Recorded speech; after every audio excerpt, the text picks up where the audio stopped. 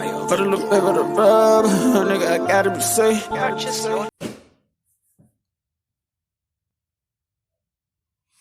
Let's get to sports talk.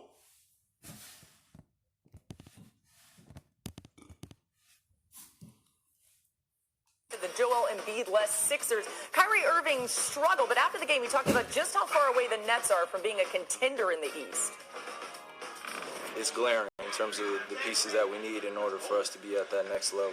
And I'm going to continue to reiterate it. You know, we're going to do the best with the guys that we have within our locker room now.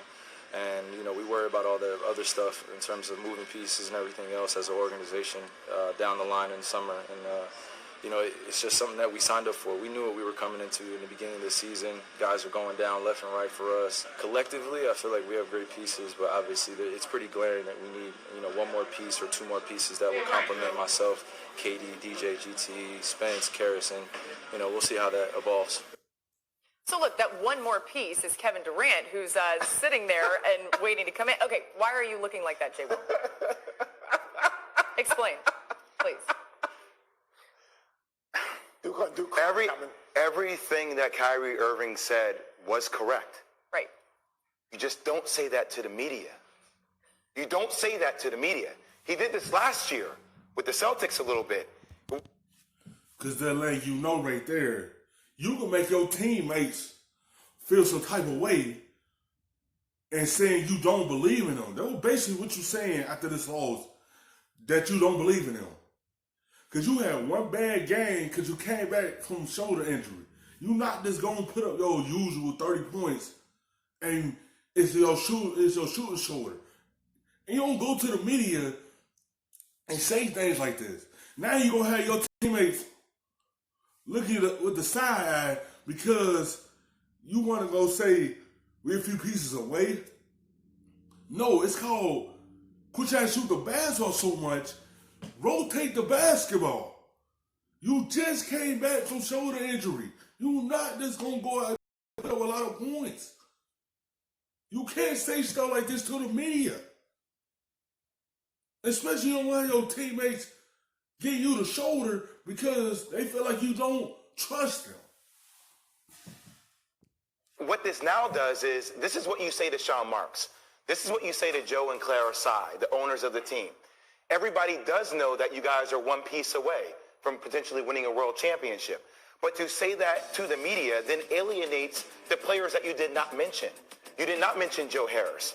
You did not mention Jarrett Allen, who's one of your best defenders. And this is a leadership question for Kyrie as he continues to evolve as a person, because this can make the locker room very dispersed, very separate. Everybody goes their own separate way because now if it doesn't fit underneath what Kyrie says, then everybody else is going to do their own thing. So that's the problem. Because they don't feel like he don't trust us. They gonna feel like, oh, he's better than us. And he don't trust none of the guys around us. He don't trust the players that we have on this team. I can trust them to help us win. That's basically where you're going to have the players stinking. It's some things you have to keep in-house. Just go to the media and say, I just came back. We'll be fine. To say stuff like that, don't go in there and just say things like this. You don't want the damn locker room to be so sour because how you feeling.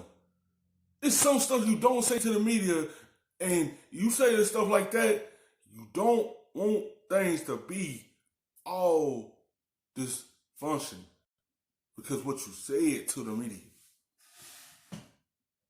And I would take this in a different direction. Now, all of a sudden, we're going to be challenging his leadership again like we were doing in Boston. He just returned. Okay, there were people that was questioning the validity of his injury and then whether he was going to get surgery.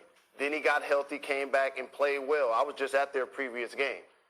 You lose to a better team, the Sixers, without Joel Embiid. There is no shame in that, actually. And you didn't play well, and you had the worst plus-minus on the team. The timing just isn't good. And lastly, I want to say this about players joining up in today's NBA. If I got KD and I got Kyrie, that should make me a contender. Yes. Who else do we need? Right. He says they're 2 pieces away. It feels like they've got the one piece right there. What did you make of Kyrie's? You can't leave. You 1 piece away. You just missing KD. That's the only thing you missing. You ain't 2 pieces away. You 1 piece away. He will be back next year. That's the only piece you missing. You ain't 2 pieces away.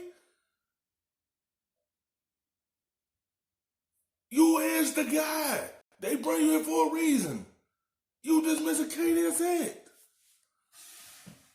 Unless people are going to follow you. So basically, everyone else in that locker room that he didn't mention, they're not going to be on the same page. It's a little bit like what LeBron did last year when he tried to trade their whole team.